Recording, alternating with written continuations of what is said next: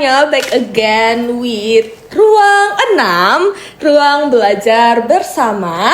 Di sini aku, Kila, sahabat ngobrol kalian yang akan nemenin kalian untuk ngobrol-ngobrol bareng nih sama teman-teman aku yang lainnya yang udah hadir di sini.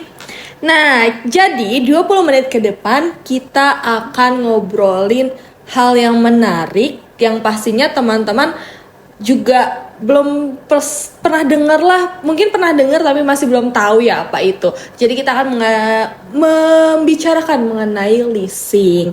Nah, di sini aku mau memperkenalkan teman-teman aku yang udah datang dan mungkin sudah tahu lebih mengenai leasing. Di sini ada Yazid dan Wina. Boleh dong memperkenalkan dirinya lagi? Boleh nih ya? Boleh. Oke semuanya, halo para pendengar. Kenalin, aku Yazid dari Agribisnis 59, sekarang udah semester 6. Udah mau semester tua, teman-teman.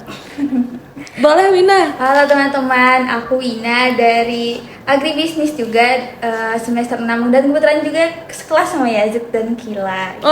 Betul. Kita ini adalah teman kelas nih, teman-teman. Boleh. Oke. Nah, seneng banget aku udah ketemu kalian di sini. Kita mau ngobrol-ngobrol mengenai leasing ya, teman-teman. Terus juga yang pernah aku baca sebelumnya nih tentang leasing juga erat kaitannya nggak sih dengan agribisnis, kayak departemen kita saat ini nih, kita lagi belajar di agribisnis menjadi mahasiswa semester 6. Nggak asing gitu bagi kita tentang leasing ini. Terus juga teman-teman kan kuliah di agribisnis kan. Nah, teman-teman tuh aturan leasing tuh sebenarnya dari kapan sih taunya? Kalau adanya di sini? Kalau untuk aturan leasing itu udah lama sih sebenarnya, kayak udah diatur di peraturan KMK nomor 1156 tahun 1991. Udah lama banget sih. Oh iya ya, udah lama, sekarang aja udah 2025. Ini udah berapa tahun ya, udah lama banget. Terus tapi sekarang masih relevan gak sih dengan tahun yang sekarang ini udah 2025 walaupun leasing udah dari tahun 1900-an? Untuk saat ini sih masih relevan ya kan, peraturan juga masih digunakan dan belum ada perubahan sih di peraturannya gitu. Oke. Nah, tentang SGU ini, meskipun kita udah tahu nih bahwa aturan itu merupakan aturan yang berlaku cukup lama. Nah, kita di sini juga mau merefresh lagi nih ya tentang ketentuan dari SGU ini sendiri atau leasing ini. Barangkali juga ada teman-teman di sana yang belum tahu nih mengenai konsep dari leasing atau sewa guna usaha ini. Boleh lagi dong dijelaskin secara singkat atau konsep yang udah teman-teman pahami nih mengenai konsep leasing ini. Boleh mungkin dari Yazid? Oke. Jadi sebenarnya kebetulan juga aku habis ngambil kuliah pembiayaan agribisnis ya. Nah, salah satu materinya itu ada ngebahas tentang leasing nih teman-teman. Jadi sebenarnya langsung aja, kita leasing itu atau HGU itu hak guna usaha itu macam misalnya nih, teman-teman semua itu mau buka usaha. Nah, baru mulai ngerintis atau mungkin udah running cukup lama tapi butuh modal nih teman-teman untuk misalnya kegiatan lainnya. Misalnya mungkin untuk operasional, distribusi dan lain sebagainya. Nah, jadi untuk membutuhkan itu kita kan butuh modal. Nah, jadi itu ada yang namanya leasing tuh teman-teman. Jadi leasing itu ibarat menawarkan alternatif lain untuk melakukan pembiayaan dalam pengadaan barang modal. Jadi tapi memiliki keterbatasan dana untuk pengadaan secara langsung atau secara cash. Coba Wina bisa tahu lebih lanjut nggak kira-kira? Kalau misalnya leasing itu misalnya aku punya usaha nih, terus mau pengadaan alat berat. Nah, tapi terkendala untuk pembayaran cash atau tunainya. Nah, aku ini bisa pakai pembiayaan leasing ini di mana nanti pembayarannya itu secara nyicil atau sewa. Nah, di mana nanti di akhir pembayaran di akhir periodenya itu kita punya hak untuk menentukan apakah bakal untuk jadi hak milik atau tidak gitu. Oh gitu. Jadi di akhir nanti kita punya opsi untuk kepemilikan atau tidaknya.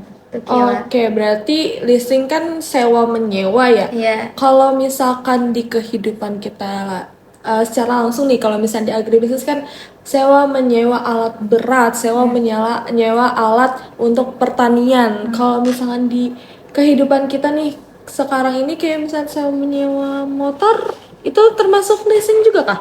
Ya bisa untuk sewa motor itu termasuk banyak sih yang pakai leasing untuk pengadaan motor yang misalnya dia nggak ada motor tapi dia butuh motor untuk pekerjaan misalnya untuk Gojek atau apapun itu gitu. Jadi bisa untuk pengadaan motornya itu melalui leasing gitu. Oh gitu, berarti secara nggak langsung ya si hak guna usaha ini atau si leasing ini tuh sangat membantu nggak sih buat kehidupan sekarang gitu loh, apalagi buat petani-petani yang ingin membuka lahan pertaniannya tapi masih bingung alatnya nggak ada, terus jadi akhirnya mereka mau minjem tuh jadi lebih mudah gitu loh ya. Terus juga leasing ini bisa ngebantu nggak sih buat kayak pembiayaan atau pendanaan dari si petani sendiri? Tentu aja sangat membantu sih, seperti yang tadi Kila itu jelasin gitu. Ya, oke. Terus juga, nah aku pengen nanya juga sih. Tadi kan disebutin juga kalau kita tuh ada opsi gak sih di dalam si leasing ini? Iya benar di perjanjian nanti kita ada opsi apakah di akhirnya ini bakal dijadiin hak milik atau cuma sekedar sewa menyewa terus nanti dibalikin lagi, itu nanti tergantung perjanjian antara si penyewa dan pihak yang menyewakan. Oke, dari opsi tersebut kira-kira nih menurut Yazid atau Wina sendiri, dari opsi yang tadi dua itu mana sih yang paling menguntungkan buat si petani? Oke, jadi untuk leasing itu ada perjanjian tanpa hak dan dengan hak opsi. Nah, jadi teman-teman ini sangat penting ya. Jadi kalau misalnya keuntungan yang mana nih itu tergantung masing-masing teman-teman. Nah, jadi mungkin sebagai penyewa, kalau penyewanya tuh mungkin butuh mesin tapi hanya dipakai 2-3 tahun aja dan nggak butuh pengadaan yang banyak dan mungkin operasional aja gitu. Itu masuknya tanpa hak opsi. Oh, tanpa hak opsi namanya. Dan kalau misalnya kita memang gak ada niat untuk pengadaan biaya itu dengan hak opsi gitu.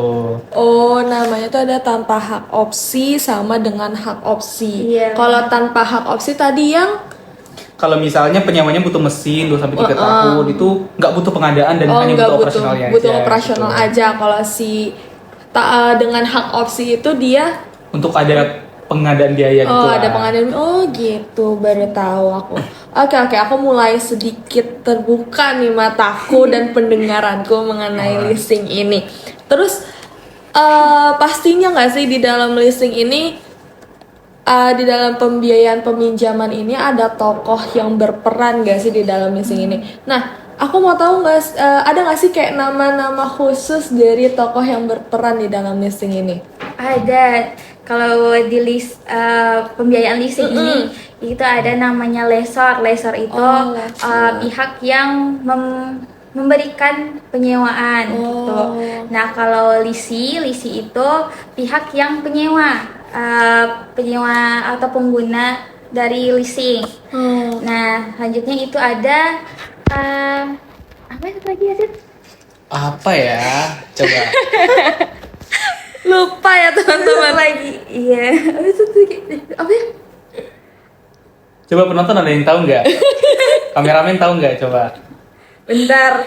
Oke, boleh nggak apa-apa sambil dicari dulu aja. Jadi tadi udah disebutin sama Wina kalau peran dari tokoh leasing itu ada beberapa. Salah satu tadi ada lessor, terus ada leasing. Kalau lessor tuh tadi dia yang meminjamkan ya. Benar. Si pemiliknya. Kalau leasing itu dia yang meminjam. Ya.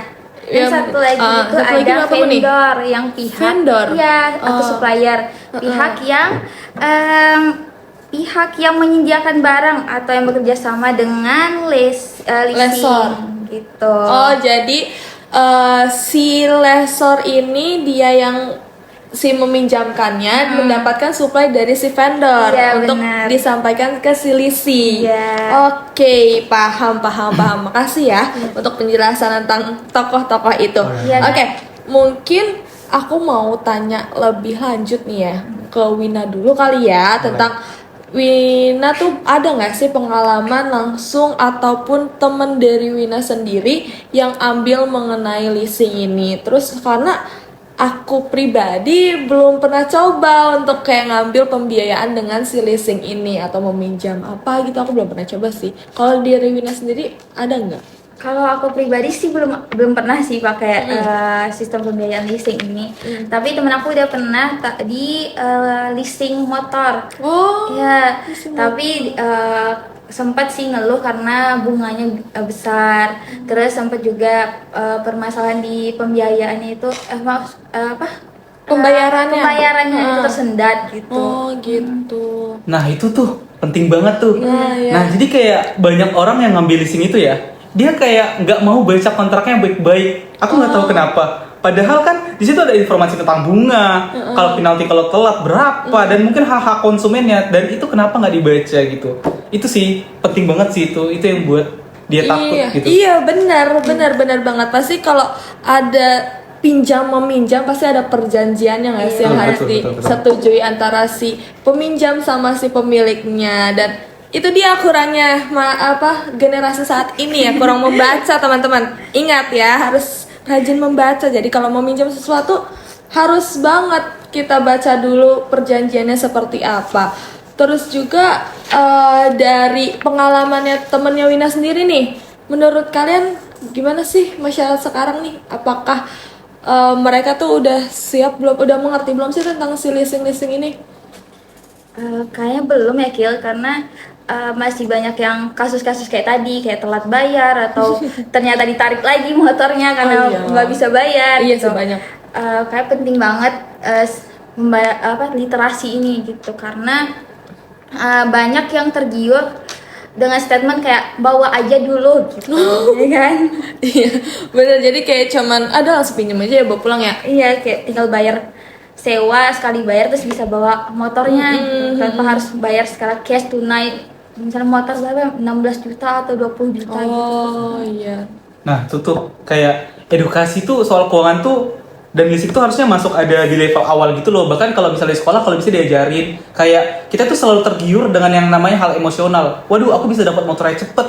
Tapi kayak nggak mikir gimana konsekuensi yang lainnya. Kita nggak mikir tentang hal lainnya. Itu sih edukasi itu yang harus ada di sekolah, terutama di level awal gitu. Oh, betul. Aku setuju banget sama pendapat kalian, karena seperti yang tadi kita udah bahas sebelumnya, kalau masyarakat sekarang tuh literasinya kurang, terus pengen cepet aja gitu loh, nggak mau coba untuk dimengerti dulu gitu loh perjanjiannya seperti apa. Oke, aku juga semakin tercerahkan lagi nih dari tadi pengertian tentang leasingnya, terus juga ternyata di leasing tuh ada loh perjanjiannya seperti apa.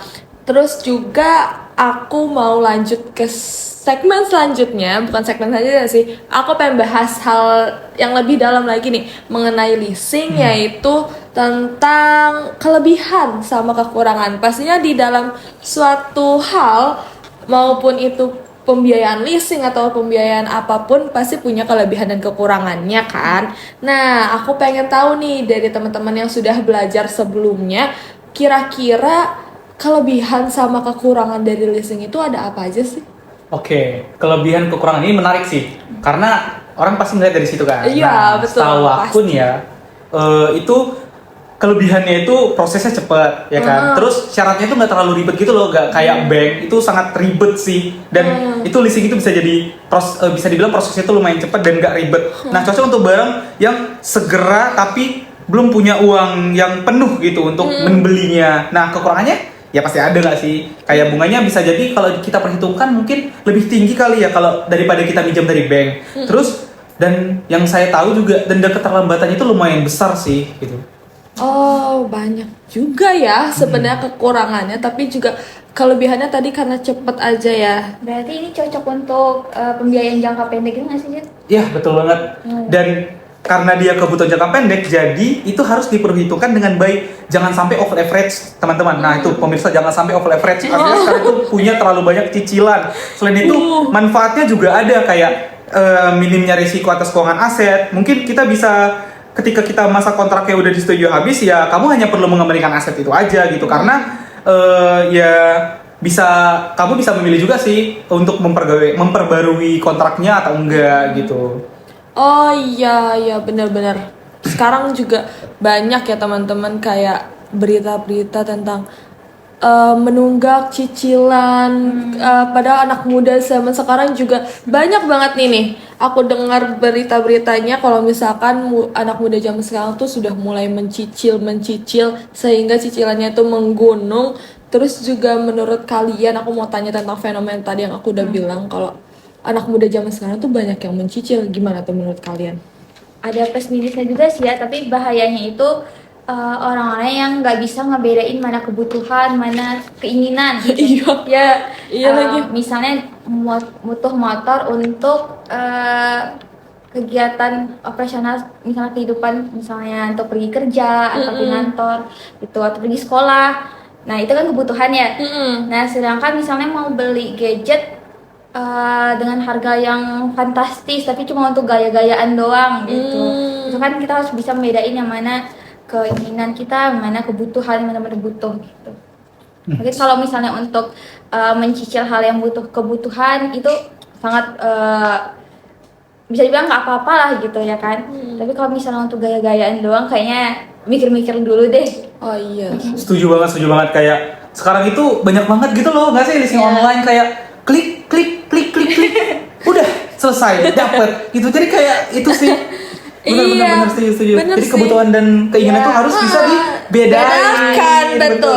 Kebutuhan mana, keinginan mana. Karena kalau misalkan kita nggak bisa ngebedain, itu bisa ngebikin kita tuh konsumtif ya teman-teman. Seperti tadi yang udah Wina bilangin, kayak sama Yazid bilang, karena sekarang tuh semakin gampang melakukan apapun termasuk melakukan leasing ini, jadi ngebikin orang tuh menyepelekan gitu loh hal tersebut. Jadi kayak udahlah gampang, tinggal sewa-sewa segala macam, bayarnya nggak tahu gimana, nanti ketika udah jatuh temponya nggak bisa bayar kan.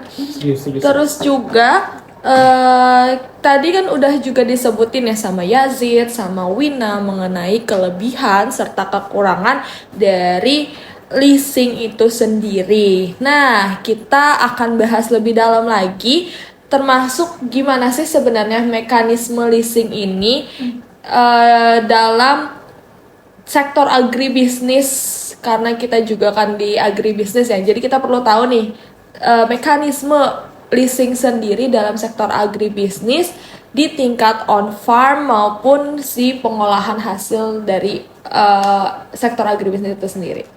Menarik banget, karena jujur kalau konteks leasing dalam agribisnis pasti yang ditanya itu ya gimana sih tingkat on farm, gimana sih tentang tingkat pengolahan. Jadi tuh gini teman-teman ya, dengar ya. Jadi sektor pertanian atau agribisnis, leasing itu bukan cuman beli kendaraan, dengar, bukan cuman beli kendaraan.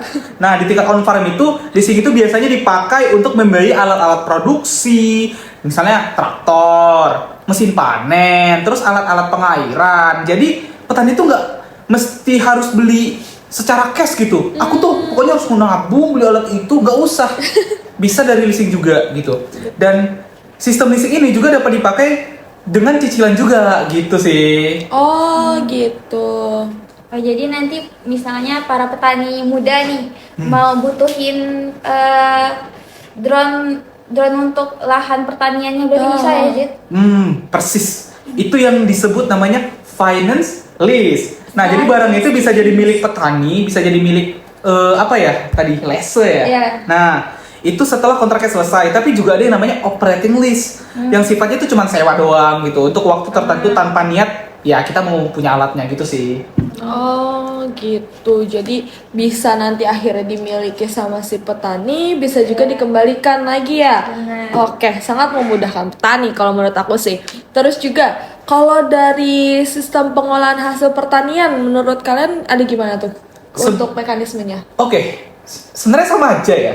Kayak misalnya nih, usaha penggilingan padi atau pengolahan padi atau pengolahan kopi atau padi lah, atau pengemasan hasil pertanian. Itu banyak UMKM yang mungkin yang butuh mesin seperti pengering, pengupas, dan lain sebagainya, yang itu bisa dibiayain lewat leasing sih gitu. Tapi kalau perusahaan leasingnya sendiri mau nggak ya sih kayak bermitra dengan petani, karena yang kita tahu bahwa petani ini takut perusahaan leasing takut punya risiko tinggi untuk bermitra dengan petani gitu. Oke, itu pastinya ada tentangannya gitu kan. Biasanya ya leasing itu lebih tertarik kalau misalnya si petani atau mungkin pengusahanya itu punya rekam jejak yang baik, kayak misalnya kerjasama dengan koperasi, punya kontrak dengan off-taker, atau mungkin tergabung dalam kelompok tani yang mungkin model usahanya itu udah jelas gitu. Itu sih. Oke, berarti emang sebenarnya apa ya, perlu saling kepercayaan juga ya dari si pihak leasingnya terhadap petani.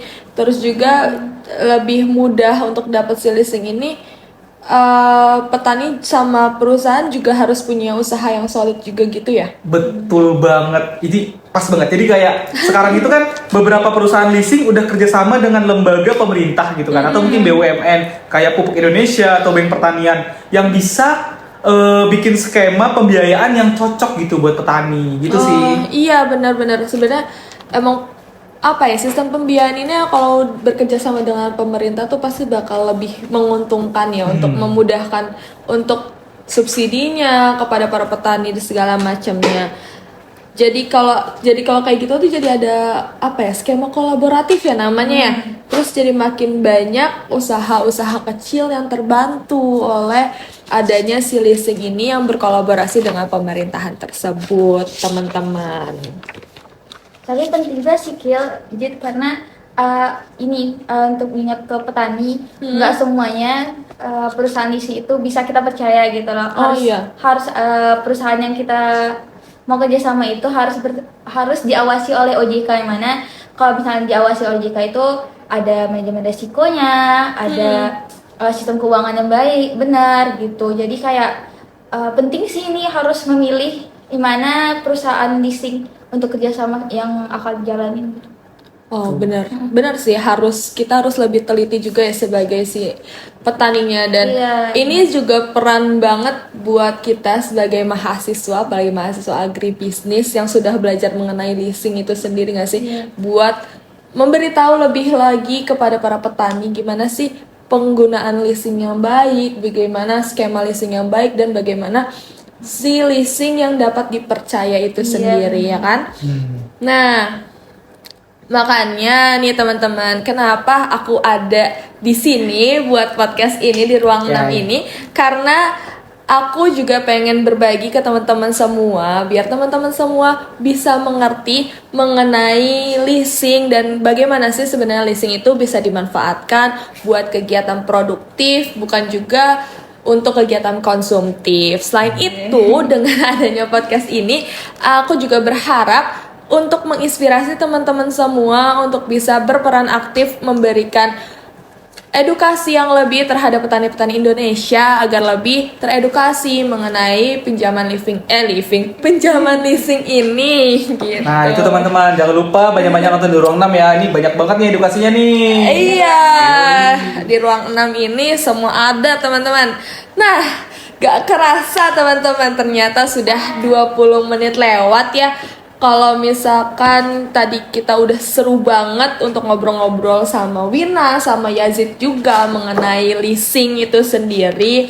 Dari awal yang tadinya aku masih awam banget nih dengan mendengar mengenai si leasing ini, terus kayak semakin ngobrol lama sama kalian tuh semakin paham gitu ya, kayak lama-lama jadi lebih mendalam mengenai si leasing itu sendiri. Iya. Terima kasih juga, mau terima kasih juga ke Kila, ke Yazid yang udah membantu aku juga teredukasi gitu juga tentang leasing ini. Ada beberapa hal yang juga aku baru tahu dari Yazid tadi tentang leasing gitu. Nah, terus nih ya buat pendengar teman-teman semua, itu yang lagi di kamar mandi kalau lagi nonton bareng, suruh tungguin, kalian pause dulu, suruh dia datang. Nah, kalau bisa klik ini, masukin TikTok, masukin IG, masukin Facebook, semua masukin, oke? Jadi mudah bukan berarti murah. Leasing itu alat bantu, oke? Bukan solusi yang instan gitu. Oh, dengar gitu. Ya, klik kalau bisa. Betul, mantap. Terima kasih banyak untuk Yazid sama Wina yang udah ngobrol-ngobrol tipis bareng sama aku kali ini. Terus juga buat kalian sendiri, yang lagi mikir-mikir untuk ngambil leasing atau enggak, bisa banget buat nonton video ini. Jadi kalian sedikit tercerahkan dan sedikit teredukasi. Dan aku sangat berpesan sekali lagi kepada teman-teman semua, apalagi kepada mahasiswa agribisnis yang sudah belajar mengenai leasing, mungkin bisa dibantu nanti diaplikasikan pengetahuannya pada saat KKN nanti atau pada saat capstone. Jadi teman-teman bisa menyebarkan ilmu yang lebih luas kepada orang-orang di luar sana, termasuk pada petani-petani Indonesia, agar pertanian Indonesia itu semakin jauh lebih baik lagi, petani Indonesia semakin lebih maju lagi, sehingga produksi pertanian yang dihasilkan di Indonesia akan lebih baik lagi ke depannya. Terima kasih semuanya, sampai jumpa di ruang 6. Selamat tinggal, dadah. Bye. That you'll ever do. Two can be as bad as one. It's the loneliest number since the number one. One is the loneliest number that you'll